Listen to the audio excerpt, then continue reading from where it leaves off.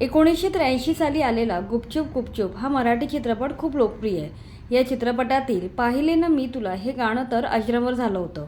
या चित्रपटात रंजना, कुलदीप पवार, अशोक सराफ, श्रीराम लागू, पद्मा चव्हाण यांनी प्रमुख भूमिका साकारली होती। त्याचबरोबर या चित्रपटात महेश कोठारे, शुभांगी रावते हे नवे चेहरे होते। या दोघांची जोडी तेव्हा गाजली होती।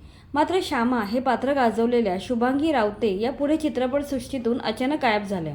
आज त्या कशा दिसतात आणि काय करतात हे या व्हिडिओद्वारे आम्ही तुम्हाला सांगणार आहोत। अभिनेत्री शुभांगी रावते यांनी या चित्रपटात महेश कोठारे यांच्या नायिकेची भूमिका साकारली होती। सहाय्यक भूमिकेत असूनही आपल्या सहज सुंदर अभिनयाने त्यांनी दर्शकांची वाहवा मिळवली होती। मात्र तरीही त्यानंतर त्या फारशा चित्रपटात पाहायला मिळाल्या नाहीत। शुभांगी रावते यांनी गुपचूप गुपचूप चित्रपटानंतर दादा कोंडके यांच्या 1988 साली आलेल्या मला घेऊन चला या चित्रपटात काम केलं होतं। पुढे त्यांनी मामला पोरींचा या चित्रपटात महत्त्वाची भूमिका बजावली होती। त्यानंतर 1994 साली वो छोकरी चित्रपटात शिक्षिकेची लहानशी भूमिका साकारली होती। अशा काही मोजक्या चित्रपटातून काम केल्यानंतर शुभांगी रावते यांनी लग्न केलं। लग्नानंतर त्या शुभांगी रावते म्हात्रे असं नाव लावतात। त्यांना एक मुलगा असून त्याचं नाव आदित्य आहे।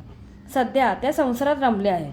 काही वर्षापूर्वी त्या आपल्या लाडक्या अभिनेत्रीच्या म्हणजेच निवेदिता सराफ यांच्या अगबाई सासूबाई या मालिकेच्या सेटवर हजेरी लावताना दिसल्या होत्या। त्यावेळी शुभांगी रावते पुन्हा एकदा प्रकाशझोतात आल्या होत्या।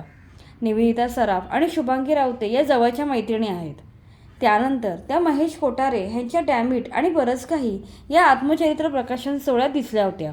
आज शुभांगी रावते अभिनय क्षेत्रापासून दूर आहेत, परंतु गुपचूप गुपचूप चित्रपटातील सुंदर अभिनयासाठी त्या कायम ओळखल्या जातील।